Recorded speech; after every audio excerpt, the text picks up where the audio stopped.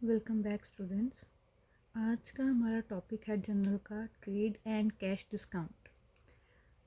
Trade discount और cash discount में difference क्या है? The trade discounts are the discounts which are given to the customers by manufacturers और wholesalers.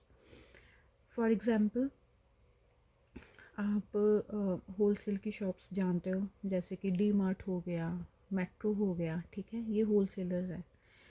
अगर हम इनको कोई भी डिस्काउंट देते हैं तो इसे हम ट्रेड डिस्काउंट बोलते हैं, ठीक है जी। और कैश डिस्काउंट कौन सा डिस्काउंट होता है? It is the reduction in the selling price that the seller offers to the end consumer. दुकानदार है, ठीक है, कोई भी स्टोर में आप जाते हो, वहाँ पर आपको लास्ट जो आपको कोई डिस्काउंट पे चीज़ आपको मिलती है, कंज्यूमर को, कस्टमर को मिलती है, उसे हम कैश डिस्काउंट बोलते हैं। आप किसी भी स्टोर में जाते हो, नाइकी के स्टोर में जाते हो, अगर ग्रॉसरी के स्टोर में भी जाते हो, अगर वहाँ पर लिखा हुआ है कि पूरे स्टोर पे 10% का ऑफ़ है, अगर आपके किसी प्रोडक्ट पे 5% का ऑफ़ है, 5% का ऑफ मतलब डिस्काउंट लगा हुआ है, तो उसे हम कैश डिस्काउंट बोलते हैं, ठीक है जी। और ट्रेड डिस्काउंट कौन सा डिस्काउंट हो गया? जो कस्टमर्स को मिलता है बाय मैन्युफैक्चरर्स और होलसेलर्स। जो होलसेलर या फिर कस्टमर्स आप मैन्युफैक्चरर आपको डिस्काउंट प्रोवाइड करते हैं, ठीक है जी। जो ट्रेड डिस्काउंट होता है वो हम अपनी बुक्स ऑफ अकाउंट्स में शो नहीं करते, these are not shown in the books of account. लेकिन कैश डिस्काउंट को हम अपने बुक्स ऑफ अकाउंट्स में शो करते हैं।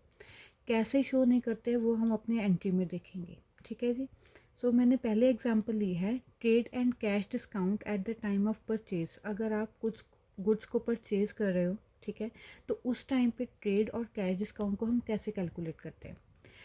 तो सबसे पहले तो एग्जांपल है goods worth 5000 purchased at 5% trade discount and 10% cash discount. Goods जो हमने परचेज़ की हैं उस पे हमें 5% का ट्रेड डिस्काउंट मिला है और 10% का कैश डिस्काउंट मिला है।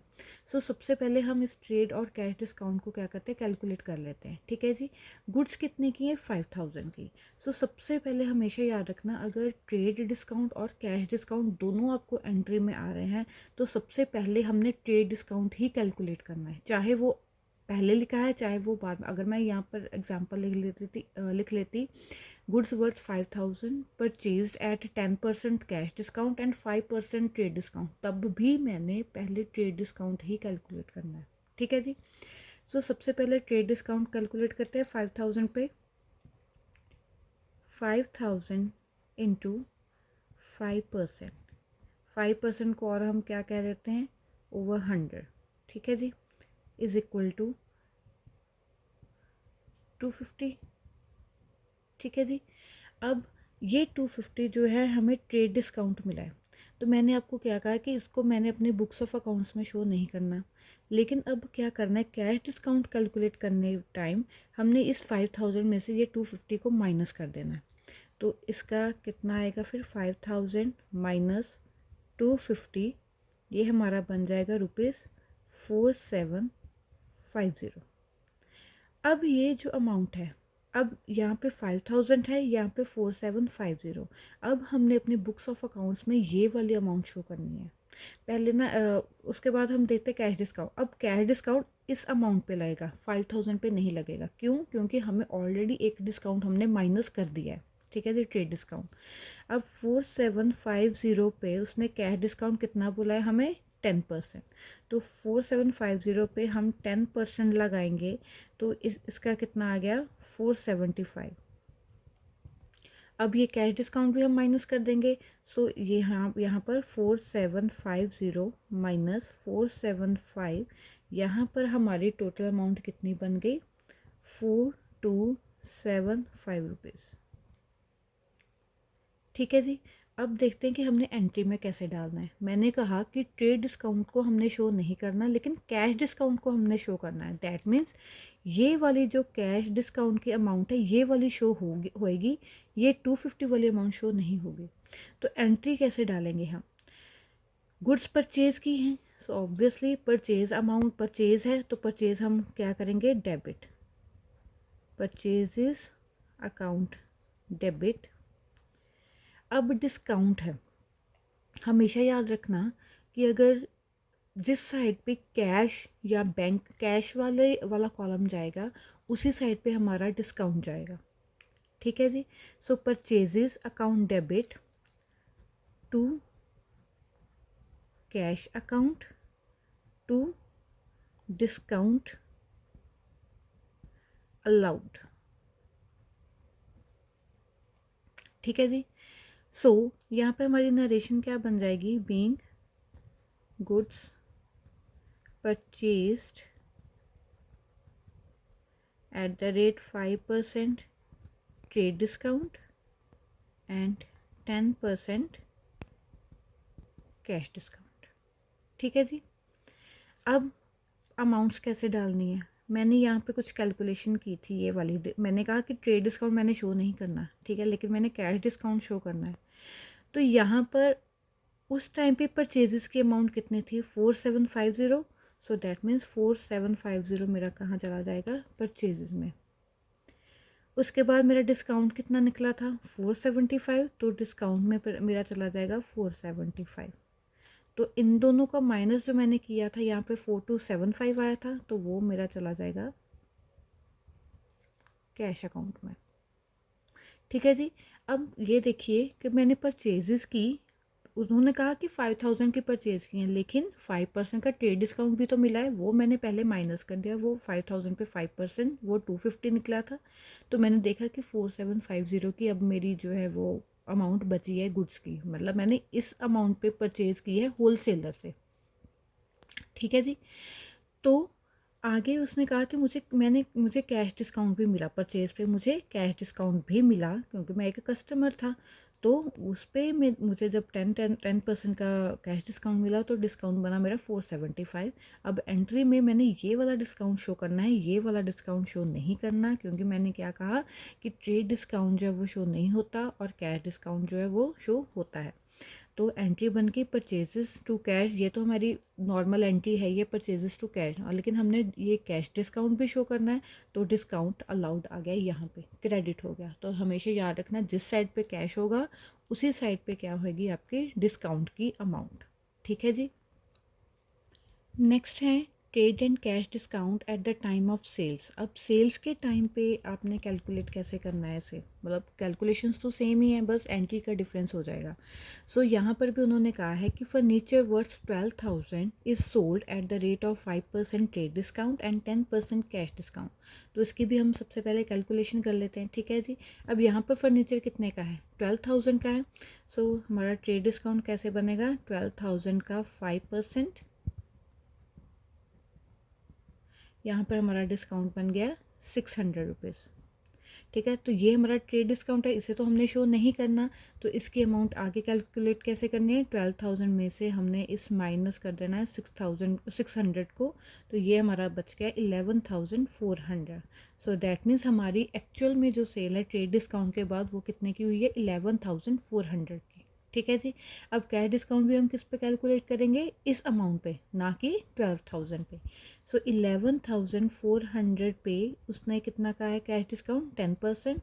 सो हम इस पे 10% कैलकुलेट कर लेते हैं, तो ये हमारा आ गया 1140 रुपीज़। सो हमारा कैश डिस्काउंट बन गया 1140।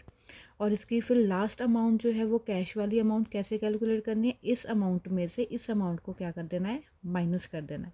सो 11,400 माइनस 1140, सो हमारा यहाँ पर आ गया 10,260। ठीक है जी। अब कौन कौन सी अमाउंट हमने शो करनी है, यही तीनों अमाउंट्स जो है वो हमने अपनी एंट्री में शो करनी है। ठीक है जी। एंट्री डालें। सो सेल्स की एंट्री क्या होती है, फर्नीचर सेल किया है, सो एंट्री क्या होगी, furniture account debit to sale account. ठीक है जी। अब यहाँ पर एसेट आ गया, अब आप कहोगे कि कैश तो आया नहीं, तो अब हम कंफ्यूज हो गए कि जिस साइड पे कैश होगा वही उसी साइड में अपना जो है डिस्काउंट शो होगा। तो कैश किस साइड में जाता था, क्रेडिट में। अगर हम अपनी परचेज ऑफ फर्नीचर की एंट्री डालें, तो हमारी एंट्री क्या होगी, फर्नीचर टू कैश होती। ठीक है जी। तो यहाँ पर फिर सॉरी सेल की एंट्री क्या होती, फर्नीचर टू सेल होती। ठीक है जी। तो यहाँ पर अगर जिस साइड में फर्नीचर मतलब एसेट अब डेबिट हो गया, तो दैट मीन्स हमारा डिस्काउंट भी क्या होएगा, डेबिट होगा। अगर हमने कैश में सेल किया होता तो cash account to sales account होता, ठीक है। अगर मैं यहाँ पर एंट्री डाल देती हूँ आपको, cash account debit to sales account. अब यहाँ पे कैश क्या हो रहा है, डेबिट हो रहा है। ऑब्वियसली अगर कैश डेबिट हो रहा है तो फिर हमारा डिस्काउंट भी क्या होगा, डेबिट होगा। पर यहाँ पर हमने सेल्स कैश में नहीं की, मतलब सेल कैश में नहीं हुई है, गुड्स नहीं हुई है, यहाँ पर फर्नीचर हमारा एसेट हो रहा है। तो डैट मीन्स फर्नीचर को अब हम क्या करेंगे, डेबिट कर देंगे। सो फर्नीचर अकाउंट डेबिट। अब डिस्काउंट भी क्या होएगा, फिर डेबिट होगा।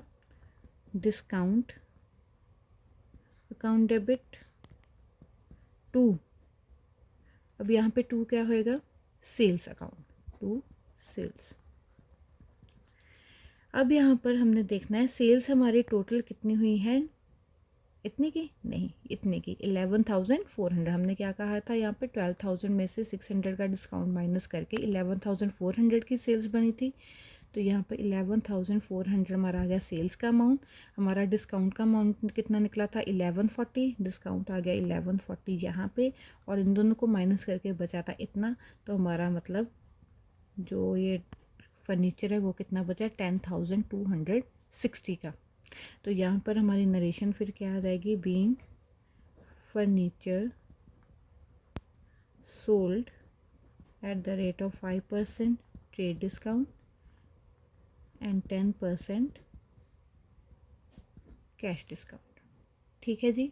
हमेशा याद रखना, परचेज और सेल्स के टाइम पे मैंने कहा था कि 3 तरह की एंट्रीज होती हैं। एक तो कैश पे होती है, एक होती है कि अगर किसी पर्सन का नेम लिखा हो, और एक होता है एसेट का।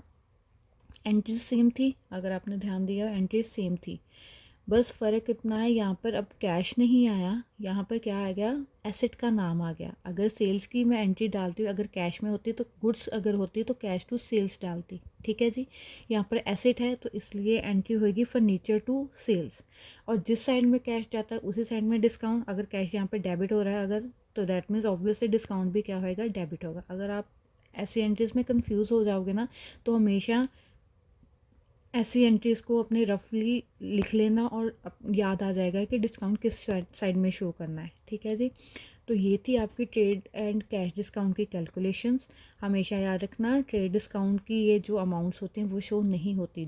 जस्ट आपने क्या करना है, इस अमाउंट को अपनी वो परचेज़ और सेल की अमाउंट में से माइनस कर देना है, और जितना बचा उस पर ही आपने कैश डिस्काउंट कैलकुलेट करना है। और सेकेंडली, ट्रेड डिस्काउंट हमेशा पहले कैलकुलेट करना है, और कैश डिस्काउंट आपने हमेशा बाद में कैलकुलेट करना है। और जो ये वाली अमाउंट्स होंगी यही आपकी सारी की सारी एंट्रीज में जाएंगी। फाइनली ये वाली जो एंट्री, ये जो माइनस करके, these 3 amounts will go in here. Okay जी, थैंक यू।